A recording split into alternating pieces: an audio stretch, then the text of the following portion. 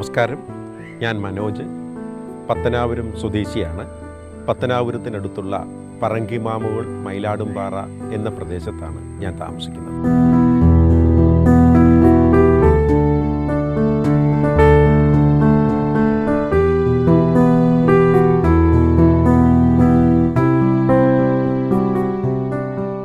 ഞാൻ മഞ്ഞക്കാല എന്ന ഉൾഗ്രാമ പ്രദേശത്താണ് ജനിച്ചത്. ഒരു ദരിദ്ര കുടുംബത്തിൽ. എനിക്ക് 6 സഹോദരങ്ങളാണുള്ളത്, ഞാനടക്കം. 5 ആണും 1 പെണ്ണും. ചെറുപ്പകാലത്ത് ജീവിതം ഒരു പ്രതിസന്ധി ഘട്ടത്തിൽ എത്തി നിൽക്കുന്ന ആ സാഹചര്യത്തിൽ സത്യത്തിൽ വിശപ്പിനെ മറികടക്കാൻ വിദ്യാഭ്യാസ കാലത്ത് രാവിലെ വെട്ടിപ്പാലെടുത്ത് ഉറയിതിട്ടാണ് പള്ളിക്കൂടത്തിൽ പൊയ്ക്കൊണ്ടിരുന്നത്. തികച്ചും ഒരു വല്ലാത്ത അവസ്ഥ, അരക്ഷിതാവസ്ഥ എന്ന് തന്നെ വേണം പറയാൻ. വിദ്യാലയ ജീവിതം കഴിഞ്ഞ് ആയുർവേദ ഉപസ്ഥാതാവായിട്ട്, അതായത് ആയുർവേദ നേഴ്സായി നേഴ്സിംഗ് കോഴ്സിന് പഠിച്ച് അത് പൂർത്തീകരിച്ചു. അതിനുശേഷം എനിക്ക് 2003 മുതൽ ഒരു തുണിക്കടയായിരുന്നു.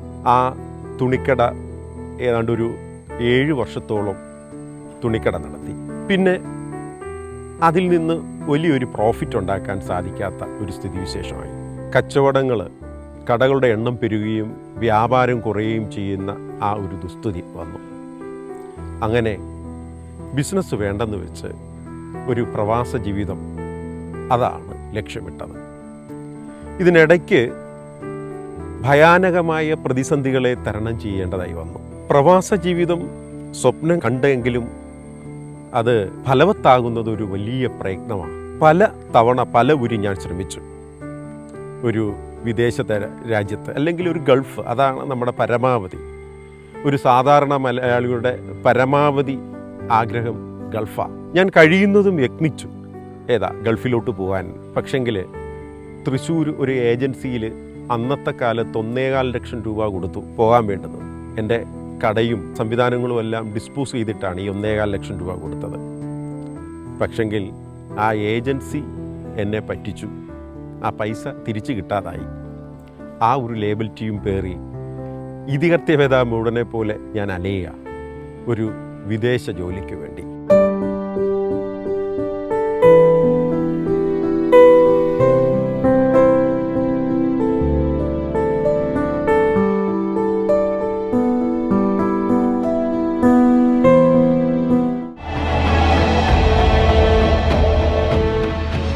അങ്ങനെ സാമ്പത്തിക ഞെരുക്കത്തിൻ്റെ മൂർത്തിമതയിലാണ് നിൽക്കുന്നത്.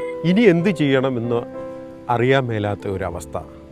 സാമ്പത്തിക ഞെരുക്കം കൊണ്ട് തളരുന്ന ഒരു സ്ഥിതിവിശേഷം. സാമ്പത്തിക സ്ഥിതി വളരെ ഒരു വല്ലാത്ത അവസ്ഥയിൽ നിൽക്കുന്ന ഒരു സമയത്ത് ഭാരങ്ങളും പ്രതിസന്ധികളും കടബാധ്യതകളും എന്നെ വല്ലാതെ അലട്ടുക. കാരണം ജോലിയില്ലാത്ത ഒരവസ്ഥയും കൊണ്ട് കുറച്ച് കാശ് പോയി വിവാഹിതനായി. അങ്ങനെ ഒരു വല്ലാത്ത ദുരവസ്ഥയിൽ നിൽക്കുന്ന ആ സമയത്താണ് എൻ്റെ ഒരു സുഹൃത്ത് എൻ്റെ കൂടെ ആയുർവേദ നഴ്സിംഗ് പഠിച്ച ആ സുഹൃത്ത് ഒരു അവിചാരിതമായി എന്നെ കണ്ടുമുട്ടുക. ചേട്ടായി, ഇതുവരെ ഈ സ്ഥിതിയിലാണോ? ഞാൻ കരുതി നിങ്ങളൊക്കെ നല്ല നിലയിൽ എത്തിക്കാണും എന്ന് പറഞ്ഞ് പുള്ളി എൻ്റെ വീട്ടിൽ വരികയും എൻ്റെ ആ സാമ്പത്തിക ഞെരുക്കം അദ്ദേഹം നേരിട്ട് കണ്ടിട്ട് അദ്ദേഹം തിരിച്ചു പോയി. അന്ന് അയാൾ ജോർജിയ എന്ന് പറയുന്ന സ്ഥലത്ത് ജോലിയിലായിരുന്നു. ഉടനെ തന്നെ പുള്ളി എന്നെ വിളിച്ചിട്ട് ചേട്ടായി, ഞാൻ കോൺസ്റ്റൻസിലോട്ട് അസിസ്റ്റൻ്റ് മാനേജരായിട്ട് ജോലിക്ക് കയറിയിട്ടുണ്ട്. അപ്പം എന്നെക്കൊണ്ട് പറ്റുന്ന രീതിയിൽ ഞാൻ നിങ്ങളെ സഹായിക്കാം. പക്ഷെങ്കിൽ അവിടുത്തെ ഏറ്റവും വലിയ പ്രതിസന്ധി ഈ ഇംഗ്ലീഷാണ്. ഒരു 2-3 ഇൻ്റർവ്യൂ എങ്കിലും, 5 ഇൻ്റർവ്യൂ, അതിൽ 3 ഇൻ്റർവ്യൂ എങ്കിലും പാസ്സായെങ്കിൽ മാത്രമേ എനിക്ക് എന്തെങ്കിലും ചെയ്യാൻ പറ്റൂ എന്ന് പറഞ്ഞു. പുള്ളി പോയി 2 ആഴ്ച കഴിഞ്ഞ ഉടനെ എൻ്റെ അടുത്ത് പറഞ്ഞു, ഞാൻ നിങ്ങളുടെ CV ഞാൻ സ്വന്തമായി തയ്യാറാക്കി ഞാൻ കമ്പനി സബ്മിറ്റ് ചെയ്തിട്ടുണ്ട്. അപ്പം നിങ്ങളെ വിളിക്കുമ്പം നിങ്ങൾ കൃത്യമായി ഫോൺ എടുക്കണം. അപ്പം ചേട്ടായി, ഞാൻ ഓൾറെഡി നിങ്ങളുടെ CV ഞാൻ തന്നെ തയ്യാറാക്കി കൊടുത്തിട്ടുണ്ട്. അത് ഏത് നിമിഷവും ഫോൺ വരാനുള്ള സാധ്യതയുണ്ട്. നിങ്ങളൊന്ന് അലേർട്ടായിരിക്കണം എന്ന് പറഞ്ഞു. ഞാൻ വീണ്ടും ഒരു വിഷമസ്ഥിതിയിൽ എത്തി നിൽക്കുകയാണ്. കാരണം ഈ ആംഗലേയ ഭാഷ എനിക്ക് അന്യമാണ്. ഈ ഇംഗ്ലീഷ് ഭാഷ നൈപുണ്യത എനിക്ക് വളരെ കുറവായിട്ടുള്ള ഞാൻ, ഒരു ബ്രിട്ടീഷുകാരിയായിട്ടുള്ള സ്പാ മാനേജർ ഈ ഇൻ്റർവ്യൂ എന്നെ ചെയ്താൽ എങ്ങനെ ഇരിക്കും എന്നുള്ള ഭയവിഹ്വലത എന്നെ വല്ലാത്ത ഒരു സ്ഥിതിവിശേഷത്തിലേക്ക് എത്തിച്ചിരിക്കുക. സത്യത്തിൽ ഞാനും എൻ്റെ ഭാര്യ മാജിദയും ഞങ്ങൾ പ്രാർത്ഥനയോടെ കൈകൾ കോർത്തുപിടിച്ച് പ്രാർത്ഥിച്ച്, ദൈവമേ ഇത് എനിക്ക് ഉതകുന്നതാണെങ്കിൽ നീ നടത്തിത്തരണേ. അങ്ങനെ ഞാൻ ബൈക്കെടുത്ത് പുറത്തു പോയിരുന്ന സമയത്ത് അന്ന് ഫോൺ യാദൃശിക എടുക്കാണ്ടിരുന്നു. ഫോൺ എടുത്തില്ല. തിരിച്ചു വന്നപ്പോഴത്തേക്ക് തുടർച്ചയായിട്ട് അതിനകത്ത് മിസ് കോൾ ഉണ്ട്. അത് പുറത്തുനിന്നുള്ള നമ്പരാണ്. തിരിച്ചെനിക്ക് അങ്ങോട്ട് വിളിക്കാനും പറ്റിയില്ല.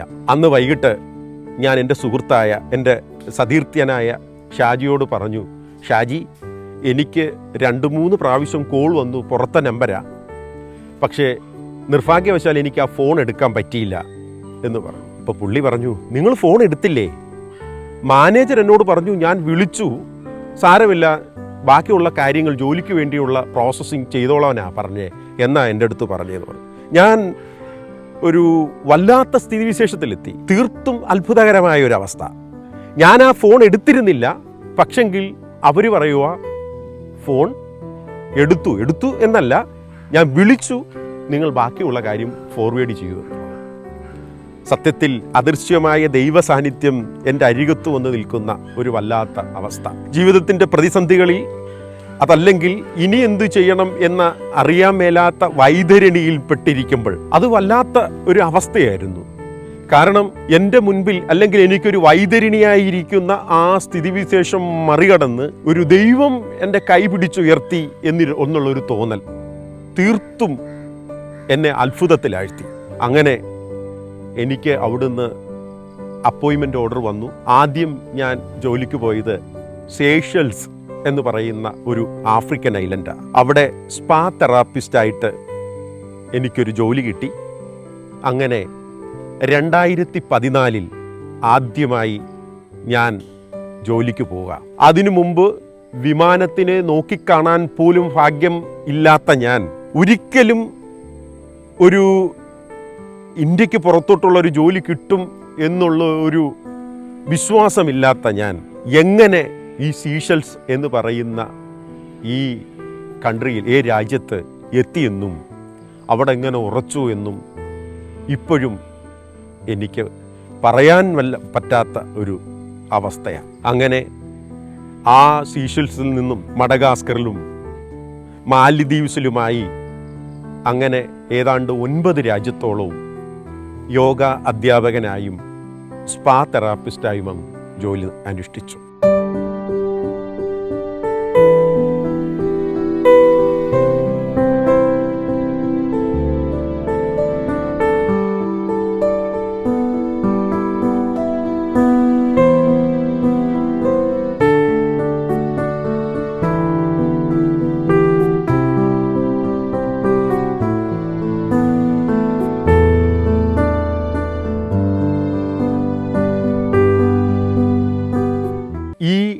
അവസ്ഥയ്ക്കെല്ലാം ഞാനല്ല കാര്യം. കാരണം ഞാൻ ആയതല്ല, ഞാൻ ആയിത്തീർന്നതാണ്. എൻ്റെ ഓരോ കാൽവെപ്പിലും എനിക്ക് യോഗ്യമല്ലാത്തത് എന്നെ യോഗ്യനാക്കി തീർക്കുന്ന ഒരു ദൈവം, അല്ലെങ്കിൽ എൻ്റെ പ്രതിസന്ധി ഘട്ടത്തിൽ എന്നോട് ചേർന്ന് നിൽക്കുന്ന ഒരു ദൈവം എൻ്റെ കൂടെ ഉണ്ട് എന്നുള്ള തോന്നലും നിശ്ചയദാർഢ്യവും അതിൻ്റെ ഫലപ്രാപ്തിയും അനുഭവിക്കുന്ന ഒരാളാണ് ഞാൻ. കാരണം ജീവിതത്തിൽ ഒരിക്കലും ഒരു ഉയർച്ച ഉണ്ടാകില്ല എന്ന ഞാൻ വിശ്വസിച്ചിരുന്ന ആ സമയത്ത്, ഇവൻ ഒരു കാലത്തും രക്ഷപ്പെടില്ല എന്ന് എൻ്റെ ചുറ്റുമുള്ള സമൂഹം വിധി എഴുതിയിരുന്ന സമയത്ത് ദൈവം നടത്തിയ ആ കൃപ ഒരിക്കലും മറക്കാനാവാത്ത വസ്തുത തന്നെയാണ്.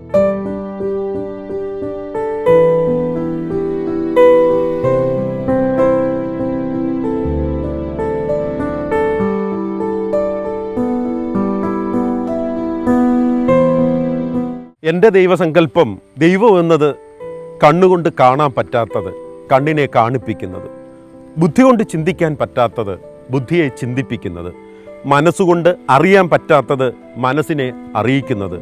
അണുവിലും അണുവായ ദൈവം ഈ പ്രപഞ്ചത്തെക്കാൾ വലുതാണ്. അത് എന്നിലും നിങ്ങളിലും സകല ചരാചരങ്ങളിലും ഒരുപോലെ ജീവിക്കുന്ന ആ ബൃഹത്തായ സത്യം, അത് മതത്തിന് മേലിൽ വ്യാപരിക്കുന്നത് ഒന്നാണ്. അതിന് മതത്തിനും അതീതമായി വ്യാപരിക്കുന്ന ഒന്നായിട്ടാണ് എൻ്റെ ജീവിതത്തിൽ എനിക്ക് അനുഭവപ്പെട്ടിട്ടുള്ളത്. കാരണം മതത്തിനപ്പുറത്ത് നിന്ന് ദൈവത്തെ കാണാൻ പറ്റുന്ന ഒരു ഉദ്ബോധം നമുക്കുണ്ടെങ്കിൽ മാത്രമേ ഒരു പരന്ന വിശ്വാസിയായി, അല്ലെങ്കിൽ ദൈവത്തിൻ്റെ സാന്നിധ്യം സദാ നമുക്കറിയാൻ സാധിക്കുകയുള്ളൂ എന്നുള്ള ഒരു വിശ്വാസക്കാരനാണ്. എപ്പോഴും നമ്മൾ ദൈവത്തെ മതമാകുന്ന കണ്ണാടിയിലൂടെയാണ് നോക്കുന്നത്. ഉദാഹരണത്തിന്, ഒരു അഗ്നി ജ്വലിച്ചുകൊണ്ടിരിക്കുന്നു എങ്കിൽ ഈ മതം നമുക്ക് മുൻപിൽ ഒരു കണ്ണാടി വയ്ക്കും. ആ കണ്ണാടിയിലൂടെ ദൈവത്തെ കാണാൻ പറയും. കാരണം ആ കണ്ണാടിയിലൂടെ മാത്രമേ നമ്മൾ മതം ദൈവത്തെ കാണാൻ അനുവദിക്കത്തുള്ളൂ. നമുക്ക് ആ മതമാകുന്ന കണ്ണാടി നീക്കം ചെയ്ത് ദൈവത്തെ കാണാൻ സാധിക്കുന്നു എങ്കിൽ ദൈവവും നാമുമായി ഇഴകിച്ചേർന്ന് ഒരു നമ്മളിൽ തന്നെ ദൈവം ജീവിക്കുന്നു എന്നുള്ള ഒരു തോന്നൽ നമ്മളിലേക്ക് വരും. എൻ്റെ ജീവിതത്തിൽ, എൻ്റെ വിശ്വാസ ജീവിതത്തിൽ, എൻ്റെ തൊഴിൽ ജീവിതത്തിൽ, എൻ്റെ സമസ്ത മേഖലകളിലും എന്നിൽ ദൈവം വസിക്കുന്നു, എന്നിലൂടെ ദൈവം ജീവിക്കുന്നു, എൻ്റെ സകല കൃത്യങ്ങളിലും ദൈവം വ്യാപരിക്കുന്നു എന്നുള്ള ഒരു തോന്നൽ അതെന്നെ വല്ലാത്ത ആത്മവിശ്വാസത്തിൻ്റെ ആ ഉത്തുംഗ ശൃംഗത്തിൽ എത്തിക്കുന്നു.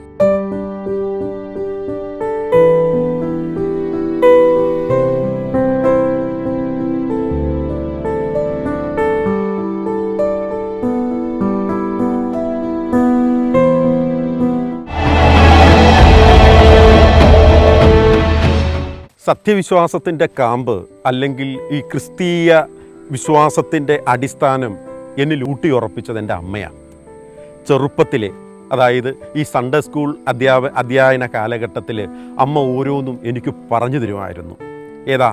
വേദപുസ്തകത്തിൻ്റെ വിശകലനം, ഉൽപ്പത്തി, സകലതിൻ്റെയും ഉൽപ്പത്തി, പുറപ്പാട് ദൈവജനത്തിൻ്റെ പുറപ്പാട്, ലേവ്യ ദൈവജനത്തിൻ്റെ ആരാധന, സംഖ്യ ദൈവജനത്തിൻ്റെ കണക്കെടുപ്പ്, ആവർത്തനം, ചരിത്രത്തിൻ്റെ ആവർത്തനം, ഇങ്ങനെ അടുക്കും ചിട്ടയോടുകൂടി അമ്മ ഓരോന്ന് പറയും. പണ്ട് നോഹ കപ്പലുണ്ടാക്കിയ കാര്യം മുതൽ അതെല്ലാം പാട്ടിലൂടെ, നുറുങ്ങുകളിലൂടെ. വേദപുസ്തകം അടുക്കും ചുട്ടയോട് പഠിപ്പിച്ചത് അമ്മ പാട്ടിലൂടെയാണ്. 1, 2, 3 ഉൽപ്പത്തി, പുറപ്പാട്, ലേവ്യ, 4, 5 സംഖ്യ, ആവർത്തനമെന്നുകൾ ഇവകൾ 5 മോശാനിബിയാൽ എഴുതി. അങ്ങനെ ഓരോന്നും പാട്ടാ. അപ്പം നോഹയുടെ കാലത്തിനെ കുറിച്ച് അമ്മ എനിക്ക് പറഞ്ഞു തന്നത്, ഈ കപ്പലൊക്കെ ഉണ്ടാക്കുന്നത് ഒരിക്കലും മറന്നു പോവാതിരിക്കാൻ വേണ്ടി പാട്ടുകളിലൂടെ അമ്മ പറഞ്ഞു തരുന്നത്. ഏലമേലും ഏലമേലും ഏലമേലും തായ്ക്കത്തിന്താ, ഏതൊക്കെ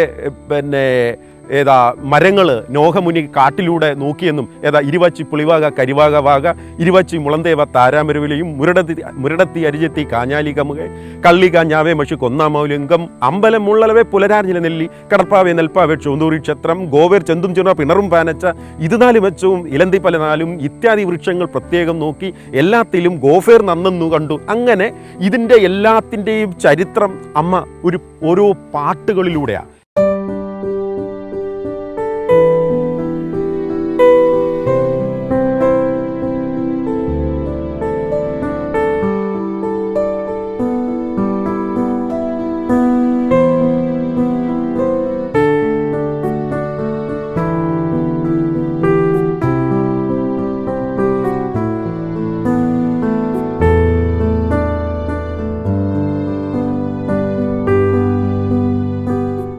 അമ്മ തമിഴ് പാട്ടുകളിലും പ്രാവീണ്യത നേടിയതായിരുന്നു. അത് പരലോക പുണ്യപതിയെ സനം സലാലേ ബഹുമാന സ്വർഗമണിയെ തിരലോകം വൈത്താതുരയെ ദേവാലയത്തിൽ തീനോർ കൊണ്ടാടും നരസേ മറുപല കുങ്കുമയിൽ ഇരുതാമരത്താർ ഇരവിലുരങ്കവെ മടിയവർ പൂങ്കുറ, ഇങ്ങനെ നീളുന്ന ഈ നാടോടിപ്പാട്ടിൻ്റെ ശൈലിയിൽ അങ്ങനെ ഓരോ കാര്യങ്ങളാ ബൈബിളിനെ കുറിച്ച് എനിക്ക് ഈ അടുത്തിരുത്തി പഠിപ്പിച്ചത്. പക്ഷെ നിർഭാഗ്യവശാൽ എൻ്റെ 23-ാമത്തെ വയസ്സിൽ അമ്മ ഈ ലോകം വെടിഞ്ഞു. പക്ഷെങ്കിൽ ഈ സത്യാരാധനയും വേദപുസ്തക പഠനവും വേദപുസ്തക വായനയും ആരാധനയും ഒന്നും എൻ്റെ ജീവിതത്തിൽ നിന്ന് ഞാൻ മാറ്റി വെച്ചിട്ടേയില്ല. ഈ പ്രവാസ ജീവിതത്തിൽ ഞങ്ങൾ ഐലൻഡ് സംസ്കാരമാണ്. ഒരു ഐലൻഡിൽ ഒരു ജയിലിൽ അടച്ച പോലുള്ള ഒരു ജീവിതം, അത് തീർച്ചയായിട്ടും ഒറ്റപ്പെട്ട ഒരു ജീവിതമാണ്. അവിടുന്ന് കിലോമീറ്ററുകളോളം താണ്ടിയോ അല്ലെങ്കിൽ ബോട്ടിലോ മറ്റോ പോയെങ്കിൽ മാത്രമേ എന്ത് ചെയ്യാൻ പറ്റത്തുള്ളൂ, ഒരു ആരാധനാലയത്തിലോ മറ്റോ പോകാൻ പറ്റുള്ളൂ.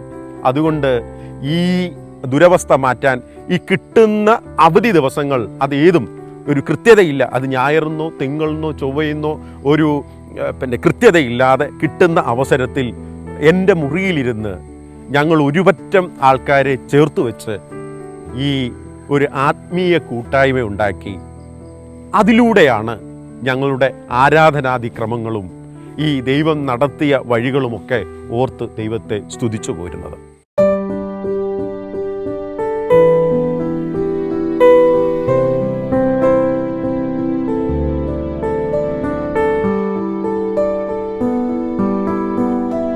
ഈ പ്രവാസ ജീവിതത്തിൽ നമുക്ക് ഒരുപാട് തിക്താനുഭവങ്ങൾ നേരിടുന്ന ദുസ്ഥിതികളുണ്ട്. അപ്പോഴൊക്കെ ദൈവം ഈ കാക്കുന്ന അല്ലെങ്കിൽ ദൈവം കരുതുന്ന ആ വൈദഗ്ധ്യത എന്ന് പറയുന്നത് തീർത്തും തെറ്റാ. ആ ഒരു അനുഭവം അത് നമുക്ക് നിർവഹിക്കാൻ പറ്റാത്ത ഒരു വല്ലാത്ത അവസ്ഥയാണ്. ജീവിതത്തിൽ പ്രവാസ ജീവിതത്തിനിടയിൽ വന്നിരിക്കുന്ന തിക്താനുഭവങ്ങൾ എണ്ണിയാൽ ഒടുങ്ങാത്തതായി നീളും.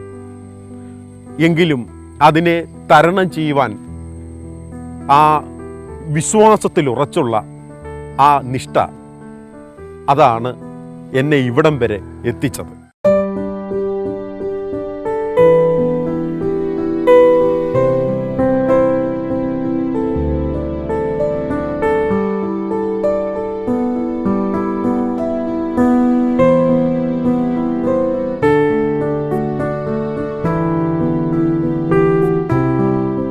ഈ പ്രവാസി എന്നത് കേൾക്കാൻ വളരെ രസമുള്ള ഒരു വാക്കാണെങ്കിലും ജീവിതത്തിൽ നിന്നും സമൂഹത്തിൽ നിന്നും സുഹൃത്തുക്കളിൽ നിന്നും കുടുംബത്തിൽ നിന്നും ഒരു മാറ്റിവെക്കപ്പെടുന്ന ഒരവസ്ഥയാണ്. അതിൽ പ്രാർത്ഥനയുടെ പങ്ക് ഒരിക്കലും മാറ്റാൻ പറ്റാത്തതാണ്. നമുക്ക് വരുന്ന പ്രതിസന്ധികളിലും നമ്മൾ അന്യം നിന്നുപോയി അല്ലെങ്കിൽ ഞാൻ അന്യനാണ് എന്നുള്ളൊരു തോന്നൽ വരുമ്പോഴും ഈ പ്രാർത്ഥനാ ജീവിതം വല്ലാത്തൊരു പ്രത്യാശയാണ് നമുക്ക് ഉണ്ടാക്കിത്തരുന്നത്. എൻ്റെ ജീവിതത്തിൽ എനിക്ക് ഒരിക്കലും മറക്കാൻ പറ്റാത്ത ഒരു സംഭവം 2018 ആണ്ടിലാണ്. 2018 ആണ്ടിൽ ഒരു ചെറിയ പനിയായി. അന്ന് എനിക്ക് ടെക്സ്റ്റൈൽസ് ആയിരുന്നു, സുമംഗലി ടെക്സ്റ്റൈൽസ്. പട്ടാഴിയിൽ ഈ ടെക്സ്റ്റൈൽസ് നടത്തിക്കൊണ്ടിരിക്കുന്ന ആ സമയത്ത് ഒരു ചെറിയ ജലദോഷം എനിക്ക് അനുഭവപ്പെട്ടു. ഈ പനി കൂടാതിരിക്കാൻ വേണ്ടി ഞാൻ പട്ടാഴിയിലെ ഒരു സ്വകാര്യ ആശുപത്രിയിൽ പോയി. കാരണം പിറ്റേ ദിവസം എനിക്ക് തുണിയെടുക്കാൻ പോകേണ്ടതാണ്. അതിൻ്റെ ഒരു തയ്യാറെടുപ്പെന്നതുപോലെ ഞാൻ ആശുപത്രിയിൽ പോയി. എനിക്ക് മൂക്കിലൊഴിക്കാൻ മരുന്നും തന്നു, ഒരു ഇഞ്ചക്ഷനും വെച്ചു. ഡോക്ടർ പറഞ്ഞു പൊയ്ക്കോളാൻ പറഞ്ഞു. പക്ഷെങ്കിൽ എൻ്റെ ഉള്ളിലായിരുന്ന ആരോ പറയുന്നു അവിടെ നിൽക്കാൻ. ഞാൻ ആ ആശുപത്രി കോമ്പൗണ്ടിൻ്റെ അടുത്ത് ആ റിസപ്ഷനോട് ചേർന്ന ഒരു തടിബെഞ്ചിലിരുന്നു. തടിബെഞ്ചിലിരുന്നപ്പോൾ എനിക്കൊരു വല്ലായ്മ, ഞാൻ വീഴും എന്നുള്ളൊരു സ്ഥിതിയായി. പക്ഷെ വീണു. ഞാൻ വിളിച്ചു പോയി, നിലത്ത് വീണു. ഡോക്ടറും നേഴ്സും എല്ലാവരും എന്നെ പൊക്കിയെടുത്ത് ഒരു സ്ട്രെക്ചറിൽ കൊണ്ട് കിടത്തിയ മാത്രയിൽ ഞാൻ എന്തൊക്കെയോ അലറി വിളിക്കുന്നു. എന്തുവാണെന്നറിയേല. എൻ്റെ ബോധം പോകുന്നു. അപ്പോഴേക്ക് ഡോക്ടർ വരുന്നു. എൻ്റെ കയ്യിലും കാലിലോ അവർ തടവിത്തരുന്നതായിട്ട് എനിക്ക് ഓർമ്മയുണ്ട്. എന്നെ ഒരു ആംബുലൻസിൽ കയറ്റി പട്ടാഴിയിൽ നിന്ന് വിജയ ഹോസ്പിറ്റലിലേക്ക് പോവുക. അപ്പം എൻ്റെ കടയുടെ ബിൽഡിംഗ് ഓണർ എൻ്റെ കൂടെ ഉണ്ട്, അവരുടെ സഹധർമ്മിണിയുണ്ട്, ഡോക്ടറുണ്ട്. അന്ന് ഈ ആംബുലൻസ് ഡ്രൈവ് ചെയ്തിരുന്ന ഒരു ദന്തിസ്റ്റ് അദ്ദേഹം ഉണ്ട്. ഇപ്പം പോകുന്ന വഴിയിൽ ഇവരെല്ലാം പരസ്പരം പറയുന്നു, ബോഡി തണുക്കുന്നു, ആൾ മരണപ്പെട്ടു പോകും. എൻ്റെ കാലിൻ്റെ വെള്ള അവർ വൃത്തിയായിട്ട് തടവിത്തരുന്നു. പിന്നെ നെഞ്ചത്ത് നല്ല വൃത്തിയായിട്ട് അമക്കിത്തരുന്നു. പക്ഷെങ്കിൽ എനിക്ക് ഇവർ പറയുന്നത് മുഴുവൻ കാണാം. ആംബുലൻസിൻ്റെ ഈ ടയർ കറങ്ങുന്നത് കാണാം, മോൾ വശം കാണാം, സ്ട്രീറ്റ് ലൈറ്റുകൾ കാണാം, എല്ലാം എനിക്ക് കാണാം. പക്ഷേ ഇവരെ ഓരോരുത്തരെയും എനിക്ക് അടുത്തറിയുന്നത് പോലെ കാണാം. ഈ വാഹനത്തിന്, ഈ ആംബുലൻസിന് പുറത്തുള്ളതും കാണാം, അകത്തുള്ളതും കാണാം. ഇങ്ങനെ ഈ യാത്ര പൊയ്ക്കൊണ്ടേയിരിക്കെ പിന്നെ ഒന്നും ഓർമ്മയില്ലാത്തൊരവസ്ഥ, ഉറങ്ങുന്നത് പോലുള്ളൊരവസ്ഥ. ഞാൻ ഉറക്കം കഴിഞ്ഞെഴുന്നേറ്റതുപോലെ കണ്ണു തുറന്നു നോക്കിയപ്പോൾ ഞാൻ വിജയ ഹോസ്പിറ്റലിലെ ICUവിലാണ്. ഞാൻ 4 ദിവസം വരെ ആ ഹോസ്പിറ്റലിൽ അഡ്മിറ്റായിരുന്നു. മറ്റുള്ളവരും ഡോക്ടറും പറഞ്ഞു ഞാനൊരു കോമ സ്റ്റേജിലായിരുന്നു, നിങ്ങൾ ജീവിതത്തിലേക്ക് തിരിച്ചു വരൂ എന്ന് പോലും അറിഞ്ഞിരുന്നില്ല എന്ന്. ആരോഗ്യത്തോടെ ആ ആശുപത്രിയിൽ ചെറിയ പനിയെ അതിജീവിക്കാൻ ചെന്ന ഞാൻ ഒരു മരണത്തിന് കീഴ്പ്പെടേണ്ട ഒരു അവസ്ഥയിൽ എത്തി നിൽക്കുന്ന ഒരു സ്ഥിതിവിശേഷം, ജീവിതത്തിനൊന്നും ഒരു ബലമില്ലാത്ത അവസ്ഥ. തീർച്ചയായിട്ടും അതെൻ്റെ ജീവിതത്തിൽ ഒരിക്കലും മറക്കാൻ പറ്റാത്ത അവസ്ഥയാണ്. അത് ഒരു വല്ലാത്ത ജീവിതാനുഭവവും കൂടിയാണ്.